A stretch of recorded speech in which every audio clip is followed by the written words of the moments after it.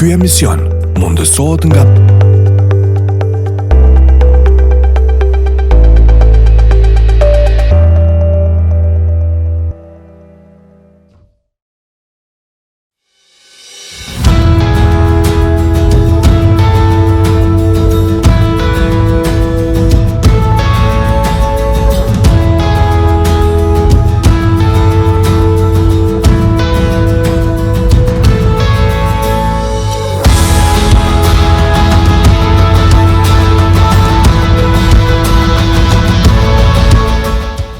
Përshëndetje për të gjithë ju shikues të dashur, mirë se po takohemi në një tjetër epizod të emisionit Plus Minus. Po shpresoj që po e ndjekni me shumë kënaqësi këtë emision, po ju shoqëron këtu të diela të dimrit, por gjithashtu edhe po i shihoni pamjet e Valbonës së bukur, ku pranë hotelit Valbona Resort and Spa mund të shihni pamje mahnice dhe të shihoni këtë natyrë të mrekullueshme.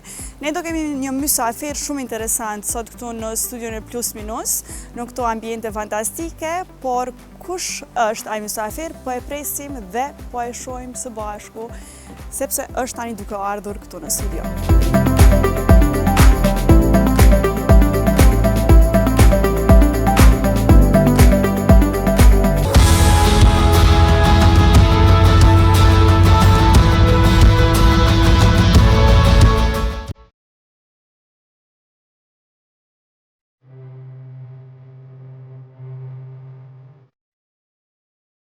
Me mua do t'jetë këtu në këtë intervistë Visar Freziu. Visar, do kalojmë edhe në për disa foto. Këta djemët që kishin fotojnë pjesëtar të Brigadës Atlantiku, ka qenë nështë dita ma e lumtën e jetës.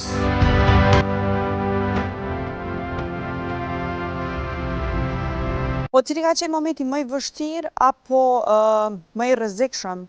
Familja Jashari, kur kom mri me i gjiru.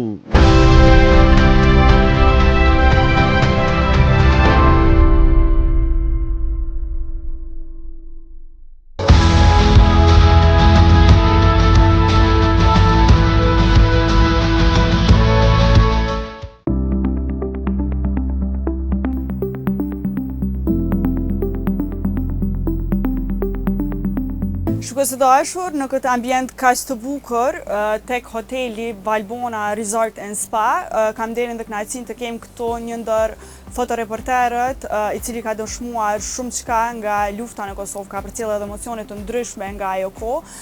Me mua do të jetë këtu në këtë intervistë Visar Freziu, me të cilin do flasim përveç atyre pjesëve të punës së tij si fotoreporter, do flasim edhe për sportet dimrore, por gjithashtu edhe për vajzën e tij të mrekullueshme, olimpisten Kiana Kreziu. Visar, mirë se erdhe. Mirë se u gjeta në këtë ambient mrekullueshëm. Është kënaqësi me të pas këtu, vërtet ambient i mrekullueshëm, ku e kemi një prapavi mahnice. Mahnice, më të thonë që nuk dallon shumë prej Dolomiteve edhe prej pjesëve të Alpeve në Itali dhe në Austri. Pamje mrekullueshme, ambient i mrekullueshëm, hoteli mrekullueshëm. I befasum për herë të parë, po besoj që tashmë do vish edhe më shpesh. Gjithmonë. Edhe për shkak të hotelit, edhe për shkak të kësaj bukurie që e kemi këtu. Visar, do flasim shumë çka. Ndoshta po filloj me atë kohën e cila ka qenë shumë e vështirë për gjithë, por që ti ke bërë një punë të mrekullueshme si fotoreporter dhe ke përcjell shumë emocione, por gjithashtu edhe ke kaluar nëpër rreziqe të ndryshme gjatë asaj periudhe. Po flas fillimisht si fillove ti punën si fotoreporter? Si nisi gjithçka për ty? Ka qenë thirrje për me u angazhu në diçka që shteti jonë do të kontribuoj, të cilën atëherë kishim hala idenë e pakjarë se çka do të linë prej asaj, si me thonë, çështje, po thirrje kohës, thirrje për me kontribu me çka do pak që ke pas mundësi. Kontributi im nuk ka qenë i kalkuluar atëherë, faktikisht na gjithë jemi mundu me kry punën tonë sa kemi pas mundësi, se ka qenë bukur vështirë me punu në ato rrethana. po thjesht nuk e kom pa vetën si një statist në ndërtimin e historisë së re të Kosovës. Po, në atë kohë, a e keni ndjej që do përcillni diçka, do fotografonit dhe do dokumentonit histori që do mbesni ndoshta si dokumentim për çdo gjenerat që vjen pas?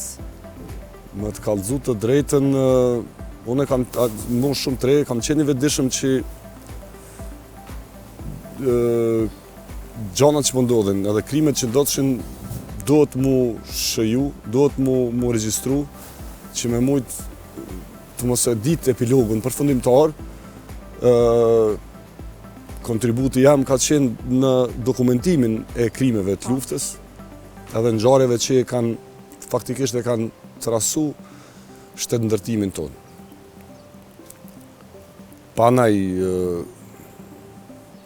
si me thonë, pasqyre të si kam me rrjedh gjanat edhe sa kam me zgjat, fati jonë që nuk zgjati shumë, edhe na e, si me thonë, e kunërzum atë sukses me shpalljen e Kosovës si shtetë pambarën, po sakrifica ka qenë shumë e madhe. Po cili ka qenë momenti më i vështirë apo më i rrezikshëm, mund të them gjatë asaj kohe, gjatë punës në terren? Është vështirë me i dallu, se çdo ngjarje ka pas peshën e vet, edhe në humbje, edhe në dhimbje, po edhe në kontribut të krejt mbarvajtjes së, si me thonë, procesit. Po muj me thonë që familja Jashari, kur kom mri me i gjiru, do më thonë, sulmin në familjen Jashari, momentin kër i kemi zbulu edhe trupat në atë deponinë e material ndërtimor, ka qenë për mu në atë kohë edhe më i rrezikshmi edhe me thonë më vendimtari, se në atë moment është bua ajo kthesa e madhe që unë menoj që aty pavarësia Kosovës ka marrë rrugtim, pa kthyshëm. Po sot, me distancën e viteve, si i shikoni ato fotografi dhe çfarë emocioni ju përcjellen? Me të kallëzu drejtën, i shikoj me një dhimbje shumë të madhe,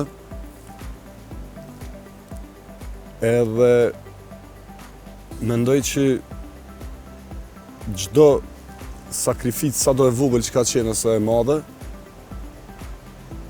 ka qenë një guri në atë ndërtimin e të ardhmës tonë, faktikisht edhe gjeneratave që vinë.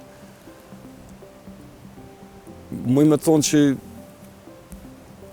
kur i shikon, kur kthehesh, të zgjohen emocion trishtueshëm, nuk muj me thonë që najherë gjen aty përpos disa ngjarjeve që kanë qenë më shumë festive, faktikisht festimit pavarësisë apo diçka tjetër.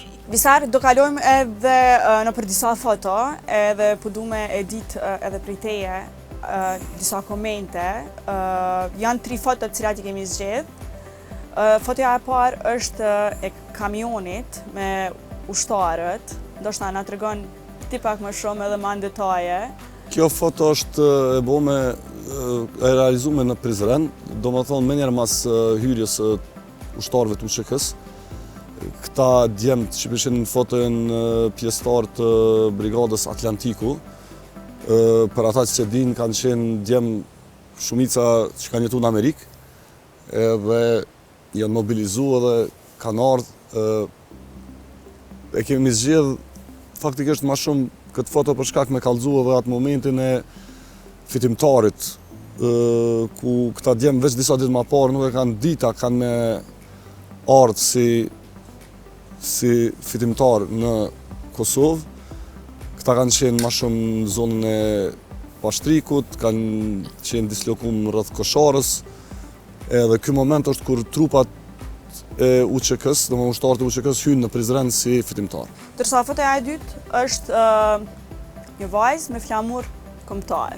Foton e dytë që përsheni, këto janë momentet e festimit në sheshin Nëna Terezë, shpallja e pavarësisë, ka qenë nështë dita ma e lumtën e jetës, momente që nuk harron kur. Me mujt me e pa ose me mujt me përmbledh një sakrificë kaq të madhe me një sukses për një periudhë të shkurt, të e marrë parasysh që na kemi qenë me shekuj të okupum, po mu më duket që konfliktin Kosovë kemi pas fatin që ka zgjat një periudhë më shkurt se që shpeshojmë konflikte tjera. Ndërsa fotoja e tretë është një moment gëzimi, është monumenti Newborn, është flamuri i Kosovës. Jam mundu është shumë vështirë me i da 3 foto prej karrierës, edhe me thonë përshkruaje karrierën tone. Fotoja e parë ka qenë, do me thonë, përfundimi i luftës. Fotoja e dytë është shpallja e pavarësisë, dhe foton e tretë kemi bo faktikisht është një djalë i ri me një maskë në përvjetorin e shpalljes pavarësisë para monumentit Newborn, ku tregon rinin me flamur të Kosovës, me i dhonë një shpresë se faktikisht shpresa jonë janë rinia. Para ata është boton kjo sakrificë që ata me qenë të lirë dhe me pas një eksperiencë që është me u lindë dhe me jetu në liri.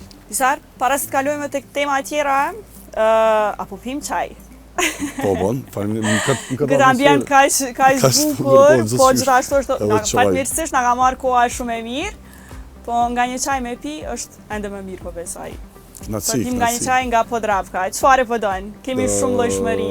Bon, për mu shjetë janë njëjta qaj është okej në atmosferë t'il, përzgjedhem bëne po t'alo ty. Pa tjetër.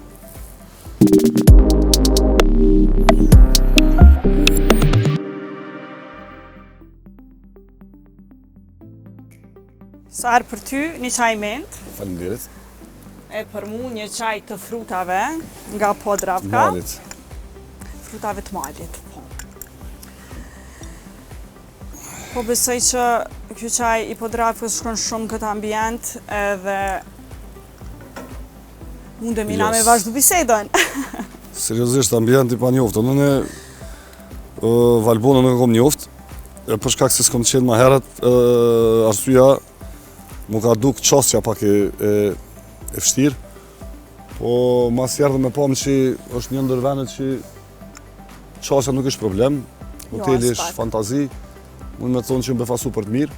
Veç një mangësi e ka saj për këtë interesit tem, Valbonës për ka vetëm edhe një shteg i skimit edhe më kompletu si një qendër dimrore, rekreative me gjitha bukuri. Po shpresojmë që në të ardhmen e afërt ka mu realizu edhe kjo, edhe pse jo edhe vish edhe te edhe kjo ana edhe të bëni edhe sport këto, edhe ski.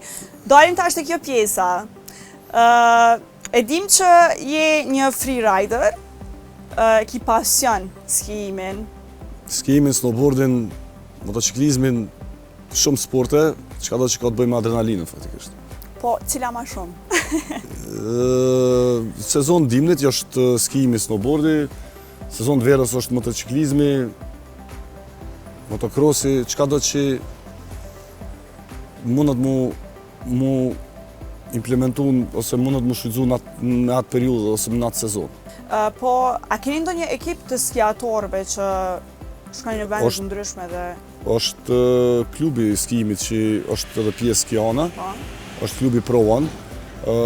Kiana si përfaqësuese reprezentacionit është në reprezentacionin e Republikës Kosovës. Do me thonë, na shkojmë edhe si klub, po shkojmë edhe si pjesë e përfaqësuesës. Marrim pjesë në për kampe trajnimi edhe në gara, në për Alpe, në Dolomiti, në Tirol, në varët kudo që kushtet atmosferike na premtojnë një trening edhe një garë të mirë. Po rolin si trajner si trajner i Kianës, sa është e vështirë kjo raporti edhe trajner, edhe punë, edhe prind? Tash e bon në pyetjen më të vështirë, të cilën e kam shumë vështirë edhe me spjegu. Po prind që merren që i kanë fëmijët në sport e dinë më së miri për çka po bisedoj. Nuk mundesh mi pas dy role. Është e pamundën, nëse je prind, për me qenë prind i mirë, për me qenë trajner i mirë, ki me hup njënën sferë ki me pas humbje për shkak se trajneri nuk toleron arsyetime, kërkon përkushtim dhe angazhim të plot, derisa prindi është ai që për fëmijën e vet është në gjendje me fal gjithmonë, se është shumë vështirë me inkorporu dy rolet. Duhesh me qenë si trajner i pamshirshëm, pa asnjë arsye nuk ka me qenë e mjaftueshme për me e kuptu. Angazhimi është edhe kërkimi i angazhimit është maksimal, derisa si prind ton jetën mundohesh me ndërtu një relacion të shëndosh prind-fëmijë. Trajner fëmijë është relacion shumë profesional, prind fëmijë është relacion shumë personal, shumë intim, edhe është sfidën vete. Njëjtën kohë të e marrë parasysh që na si shtet nuk e kemi edhe mbështetjen e madhe edhe të institucioneve, sa edhe të struktura për me kriju një ekip profesional në skemë është shumë kërkuese. Edhe unë në njëjtën kohë jam edhe shofer, edhe psikolog, edhe një farë fizioterapeuti, edhe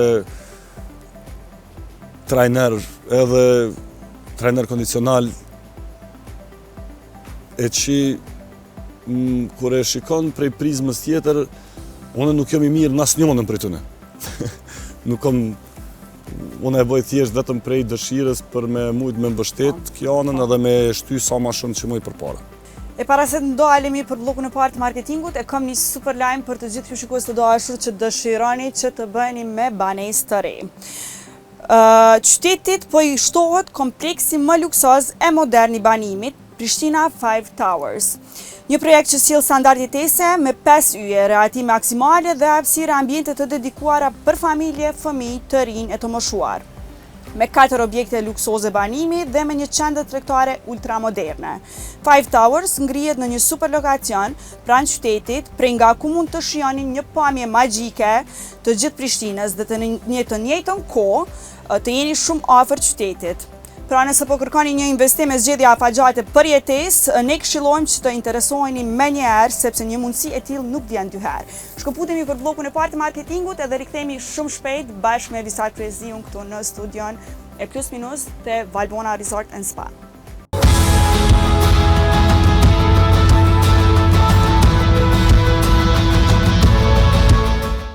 Shikues të dashur, u rikthyem nga bloku i parë i marketingut në Plus Minus, këtu pranë këtyre ambienteve kaq të bukura të Valbona Resort and Spa. Visari është shkaktar për këtë tim pak, sepse e kanë bërë të zjarin. Po na mbajnë pak ngrohtë, po ne kemi të mirë, po që edhe tim pak. Po unë gjatë kohës marketingut, përderisa ti përkujdes për zjarin, unë jam përkujdes për diçka tjetër. Po se e ke rregulluar më mirë sonë zjarin.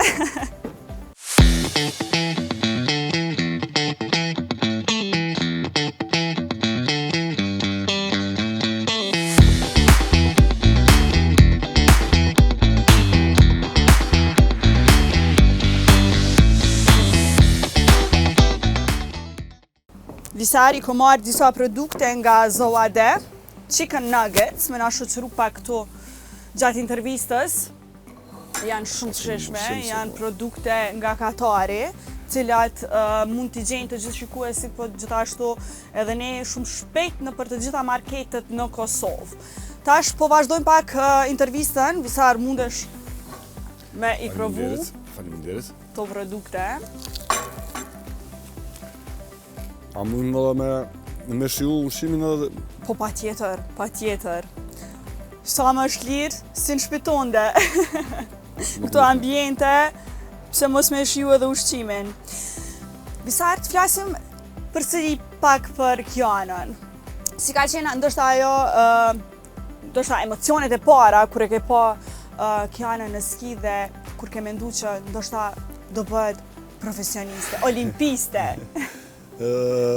Si se cili prind, une nuk e kam paramendu që Kiana ka me mri sukseset që i ka rrit deri më tash, po thjesht qëllimi ka qenë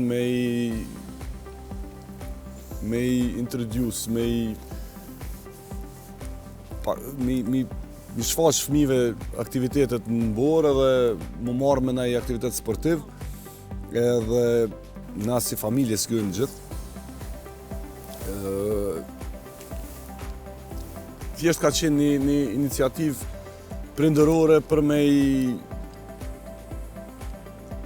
ju dhonë fëmijëve një aktivitet sportiv tjetër, edhe kanë qenë shumë të vështira fillimet, natyrisht si çdo prind që din me fëmijë që është me shku me skiu, do të me bajt skia, do të me kujdes me qenë me ta gjatë gjithë kohës se mujnë murdzu edhe çdo rrëzim të kthen mrapa 10 hapa, i bën një hap, 2 hapa progres, 10 mrapa, kështu që kanë qenë momente të mira, po më nejtë lumtuna, nuk disimi për shumë e fjalë, po çdo hap përpara ka qenë gëzim edhe metet memorien time si një hap e kur e merr parasysh që ato hapa kanë qenë vendimtar për me mujt nesër mas nesër ose më thonë sot me u kunërzu me një sukses të tillë. Mi arrit këto maja që i ka tash. Edhe beson që ëndër për neve ka qenë me pas mundësi me këshyrë olimpiadën televizor. Për që ka me mri Kiana me na përfaqësu si femna e parë shtetin e Kosovës në lojrat olimpike dimnore, mund me thonë që as ëndër nuk ka qenë. Na tregove pak më herët edhe raportet profesionale, por edhe ato prindërore mes teje dhe Kianës. Pa ka pas ndonjë moment që ndoshta edhe Kiana ka dashur me u dorëzu edhe ti e ke shtyr përpara. Më falë që unë e përshjoj që këm nagët. Kiana si person nuk është një person që hek dorë let, po muj me thonë që e kemi pas konfirmimin e normës olimpike për lojrat olimpike dimnore në Peking 2022, ajo ka qenë 16 vjeçare atëherë. Unë natyrisht një prind që kom qenë edikum me gjitha ngjarjet që kanë ndodhur rreth Kosovës edhe me shtetformimin e këtij vendit edhe promovimin jashtë. Unë e pata qenë shumë insistues që ajo me e dhonë maksimumin për me mujt me konfirmu normën olimpike për me marrë pjesë në Peking 2022 në lojrat olimpike dimnore, se për mu ka qenë një arritje e jashtëzakonshme me evalvit flamurin e Kosovës në Kinë, në Peking, me një shtet që janë 1 miliardë kusur banor, edhe shtet që nuk na ka njoftë. Unë nuk e kom pa vetëm si sport, e kom pa edhe si politik, që është gabim, po me këtë deformimin profesional që kemi me promovu vendin, unë e kom qenë shumë insistus, deri sa me një moment ajo po ma bon Kiana, tha po, ka dalë, nëse nuk mrim me shku në këto lojra olimpike, nuk do më thonë që s'keme marrë pjesë në lojrat olimpike tjera, dhe unë e kom qenë kategorik, jo, do është me edhonë me botë pa mundën për me mujtë me përfaqësu Kosovën në Kinë, se Kina është shtet që nuk na ka njoftë. Edhe 1 miliard kinez kanë me përcjell hapjen e lojrave olimpike, edhe suksesi është aty me valvit flamurin e Kosovës. Në asnjë shtet tjetër nuk e ka të njëjtën peshë. Edhe fati e deshti, ajo edhe konfirmoi normën olimpike, me thonë është ditën e parafundit të mbylljes ciklit olimpik. Edhe u valvit flamuri i Kosovës në... Por që kjo nuk është e tëra, sepse Kiana ka gjasa që të në përfaqësoj përsëri. Me 16 janar mbyllet cikli olimpik për lojrat olimpike dimnore Milano Cortina 2026, edhe po shpresojmë, gjasat janë shumë mëdha që atëherë edhe bëhet konfirmimi i pjesëmarrësve, po na jemi mos tonë të sigurt, po jemi në pritje të konfirmimit edhe po ma merr meja që edhe këto lojra olimpike dimnore, kjo na ta përfaqësoj shtetin e Kosovës. Është një moment historik patjetër, po cilat kanë qenë emocionet e Kianës dhe çka ka thonë ajo pas atij momenti kur ju jeni taku? Kiana ka qenë shumë e mahnitur mas pari me arritjen, ndoshta edhe nuk ka ditë me e procesu si informatë dhe si ndjenë që kemi ditë na. Për të ka qenë ngjarja më e madhe, edhe jo për to, po për këtë sportistat ose ngjarja kulminante e gjitha sporteve, merretnesha e sporteve faktikisht është Olimpiada, ku ti aty përfaqësohen gjitha shtetet që kanë mundësi edhe kapacitet edhe financiar për pas sportiv. Ajo ka qenë shumë ndjenjë e veçantë për shkak se edhe ka pas me udhëtu vetë, na nuk kemi qenë me Kianën se për shkak të Covidit, e kanë qenë ato masat parandaluese, pjesa e ekipit ka qenë shumë e vogël, na nuk kemi mujtë me udhëtu për shkak të restriksioneve të Covidit, ka qenë, më me thonë, një farë ndjenje edhe gëzimit, po njëjtën kohë edhe një farë lloj malli se nuk kemi qenë me to në ato momente, po kur u kthy ajo ka qenë ekspozume ose ka ndajt me ndoshta edhe me idhujt e saj. Edhe besom që nuk dija si me përshkru me fjalë, po ajo thot që për to ka qenë një eksperiencë jashtëzakonshme. Po a mendon që lidhja juaj si baba dhe vajzë është forcu ma shumë përmes sportit? Ka momente që mendoj që është forcu shumë, se na kemi kalu shumë momente bashkë, po ka momente që unë mendoj që edhe jemi largu, për vetë faktin se ajo tash veç është me një moshë tjetër, tash veç që ka bo 21 vjetë, edhe për shkak të shpenzimeve gati o bo e pa mundën me qenë gjatë gjithë kohës bashkë. Po përbes nuk di çka të thëmë. Unë mendoj që o forcu, po shumicën e kohës Kiana tash e kalon jashtë shtetit në kompet trajnuese edhe në pjesëmarrje ngara. Gati prej 12 muajve të vitit, Kiana qëndron 10 muaj në male, në kompet trajnuese, edhe gjatë muajve të verës. Kiana si bjen me udhëtu në hemisferën jugore, në Argjentinë, Kili, ku ka marrë pjesë 2 vjet e fundit në Kupën e Amerikës Jugore, gara shumë të mira, rëndësishme. Tash, po kthena te pyetja jote, a jemi afru ma shumë apo jemi largu? Besom që ka momente që mendoj që jemi largu, edhe ka momente që mendoj që jeni shumë afër. Jemi sa ma shumë kohë që i dedikon fëmijëve, aq ma shumë kemi pas kthimin më të madh. Po, normalisht. Po çfarë mbështetje mendon se i duhet më shumë sportistëve të rinj në Kosovë për mi arrit nivelet si Kiana? Përbes nëse ne si shtet mendojmë me u përfaqësu në evenimente prestigjioze që në lojrat olimpike, mbështetja duhet me qenë e gjithanshme, prej gjitha pjesëve të shoqërisë, domethënë mbështetje prej klubit, federatës, komitetit olimpik, ministrisë, eksperta të fushave të ndryshme si mjek, psikolog sportiv, trajnera kondicional, mundëm më ndërhy edhe njerëz që merren me studimin e reliefit, kompani dokumentar të ekipit skiator zviceran, ku aty ka ekipi shtetënor ka angazhu eksperta ndryshëm, si kimista, si gjeolog që bojnë skenimin e reliefit, si këta personat që merren me xhirimet edhe me dron që e inqizojnë mas një animator që e bojnë shtegun për me mujt garusi me ushtru virtualisht se në pamundësi të vozitjes gjatë gjithë kohës, ai mundet bile me e boni me AI, tash po është pak ma let me i zhvillu ato shtigjet virtuale, ku ti e mëson pak a shumë mënyrën qysh ki me skiju, Unë mendoj që duhet me pas qasje shumë ma serioze, nëse dojmë u përfaqësu edhe nëse dojmë me pas përfaqësim sa ma të denjë. Shumë sferat shoqënisë duhen me qenë të ndërthuruna për me mri deri tani.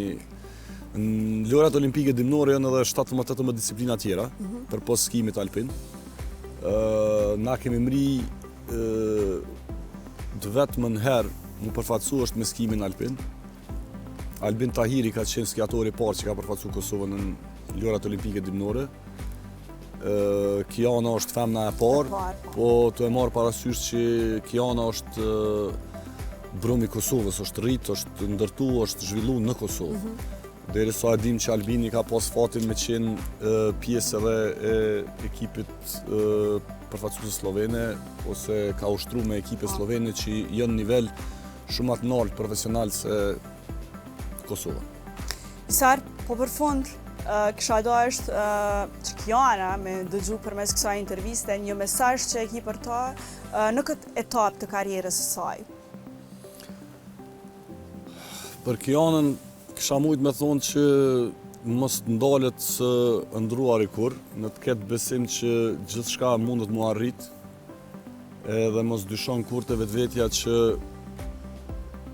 nuk është nivel të duhur, se gjithmonë janë ato pikpyetjet që i mundojnë sportistat, a jam, a muj, a do të kem mundësi, po ne i tham Kianës që në të vazhdon, në të beson, në të vazhdon, në të punon, me angazhim të plot, edhe me përkushtim të plot, edhe me merr mendja që suksesi është aty veç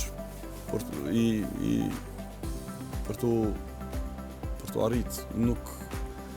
Unë për veti kam qenë gjenerat tjetër, ku nuk kam besu që edhe nuk e kemi pas mundësin me marrë pjesë në gara nacionale, regionale, ndërkombëtare, lemo në kësi evente që janë më prestigjioze, po të e marrë parasysh që ajo i ka prek marrët e suksesit, ma merr mendja që vetëm nuk do bon mu dorëzu edhe në të vazhdo në të sfidon vetën.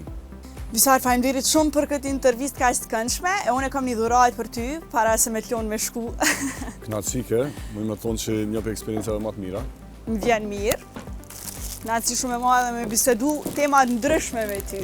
Kjo është një dhuratë nga To You, Shumë faleminderit. e cila ka prodhime të ndryshme, produkte të ndryshme, cilat janë shumë healthy, shëndetshme, kështu që mundesh me i përdor edhe kur shkon me skiu. Këto si dhuratë për fund vit, a? Si dhuratë për fund vit. Faleminderit. Por gjithashtu shikues të dashur, po duhet ju tregu diçka, pak para se të ndohemi për një blok të dytë të marketingut. Nëse keni një plan, një ide apo një nevojë financiare, aplikoni sot dhe merr financimin që të duhet më shpejt edhe më lehtë, sepse AFK ju fton të përfitoni nga kredit me norma të volitshme interesi dhe procedurat e shpejta të aprovimit.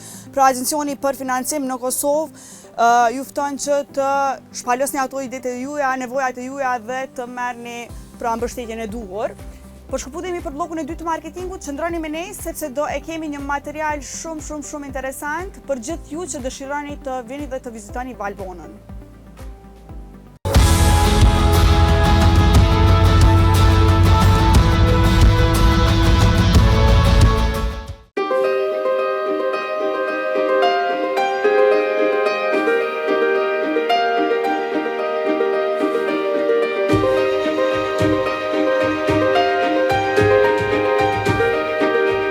E shikues dashur, si tashmë ju e dini, ne jemi në Valbon. Pra ky sezon i plus minus i këtij emisioni do zhvillohet në Valbon dhe ne jemi tek një hotel i mrekullueshëm i cili është këtu, Valbona Resort and Spa, në cilin jemi akomoduar dhe po xhirojmë vazhdimisht intervista të ndryshme me mysafirët tanë. Është kënaqësi e madhe që të kemi Edona Hysa, e cila do na tregojë më shumë rreth hotelit, do na tregojë se çfarë mund të ketë dikush i cili vjen në Valbon dhe akomodohet tek hoteli Valbona Resort and Spa. Edona, faleminderit shumë për kohën dhe faleminderit shumë për pritjen këtu, sepse është vërtet pritje fantastike. Shumë faleminderit dhe ju dhe mirë se erdhët. A mund të na tregosh pak më shumë rreth këtij hoteli, që sa vite operon dhe disa detaje të tjera të cilat edhe përmes pamjeve të gjithë shikuesit mund t'i ndjekin ambientet këtu që janë, por gjithashtu edhe do i vizitojmë ne pak a shumë kështu gjatë bisedës. Atëherë, Valbona Resort & Spa ka 2 vite në treg, është një resort i ri që plotëson të gjitha kushtet për një hotel me kategorinë për 5 yje. Hoteli Valbona Resort & Spa, duke qenë që është një resort shumë i madh, ka sjellur zhvillim sepse është hoteli vetëm që le të themi ofron kushte si ambienti i spas, i relaksimit, kemi lloje të ndryshme ambiente pushimit si pjesa bari që është këtu, po ashtu ka dhe pjesën e restorantit që është pjesa ndej, e cila do e vizitojmë për pak minuta. Sa i përket Valbonës, ka shumë akoma atraksione të ndryshme që nuk janë zbuluar, ka shumë destinacione që duhen zbuluar dhe për të parë, kështu që sidomos për turistët e hiking që vinë çdo sezon, besoj është një atraksion që do sjellë shumë zhvillim dhe do ketë shumë kapacitet për zhvillimin në të ardhmen. Tashme jemi edhe te pjesa e restorantit, a mundesh më na tregu se çfarë ushqime mund të gjithë vizitorët të gjejnë këtu dhe të shërbejnë me to? Patjetër, sa i përket restorantit ka menu tradicionale normalisht, por ka element që janë ndërthurë me atë modernën. Pra është një kuzhinë tradicionale, por që sjellim edhe element modern.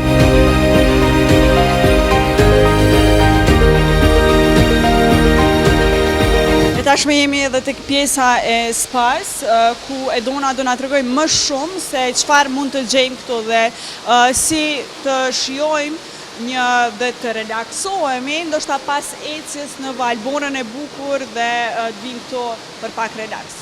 Patjetër. Atëherë, siç e shikoni, ambienti i spas ka një pishinë të veçantë sepse është hidromassazh pool. Gjithashtu këtej kemi pjesën e saunave, që janë 3 sauna të ndryshme, gjithashtu edhe steam room. Çfarë dhomë është kjo Edona? Mundesh më na tregu? Përsa i përket hotelit, faktikisht ka disa tipologji të ndryshme. Hoteli ka family room, ka junior suite, ka dhoma king size, twin room, queen deluxe, pra ka një shumëllojshmëri të dhomave. Dhoma që jemi tani është një nga dhomat më të veçanta, është junior suite, pra siç e shikoni është me living room edhe gjithashtu dhe dhoma e gjumit. Pamja shumë e bukur, e rrethume prej maleve. Mundën me pa dhe të gjithë shikuesit, është vërtet fantastike. Atëherë, sa i përket rezervimit është shumë e thjeshtë, normalisht që ne jemi në të gjitha aplikacionet e mundshme, por që kontakti drejt për drejt me hotelin gjithashtu është një mënyrë shumë e thjeshtë dhe mund të rezervohet shumë kollaj.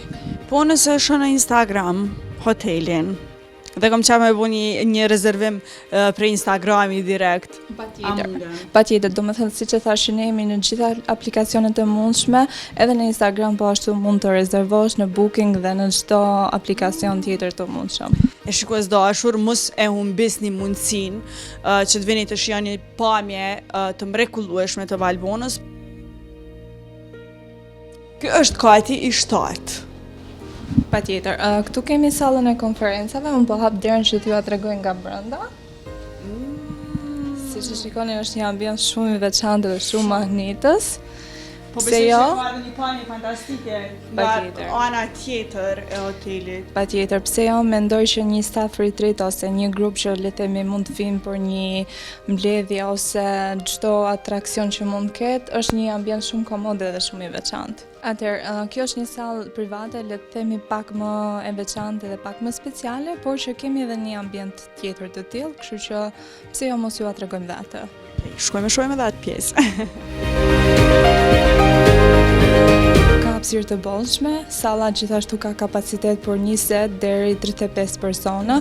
Është një ambient i bollshëm, kështu që ne ftojmë të gjithë staff retreatet ose çdo kush që ka nevojë le të themi për një mbledhje ose për të gjitha arsyet që mund të ketë për të zhvilluar një meeting sa më të këndshëm, se jo mund të vizitojë ambientin e sallës tonë. Pra, për gjithë ju shikues të dashur, për kompanitë e ndryshme, por edhe për takimet e rëndësishme që i keni, mundeni me ardhë te Valbona Resort & Spa dhe me pas këtë sallë të takimesh, konferencave, të mbledhjeve të ndryshme, kështu që mos hezitoni dhe me vizitu hotelin.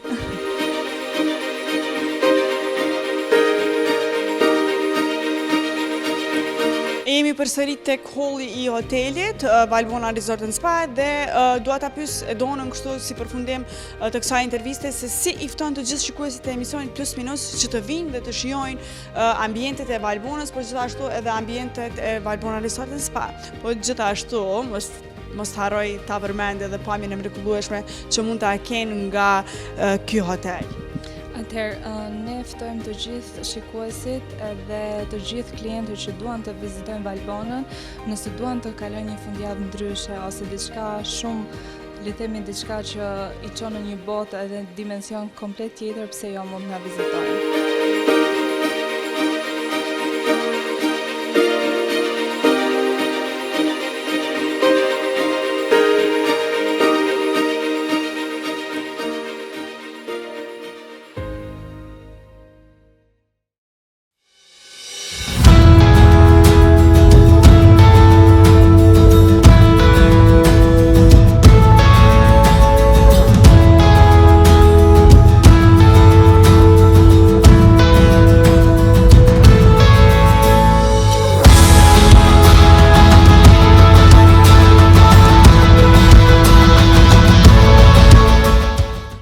Ky emision mundësohet nga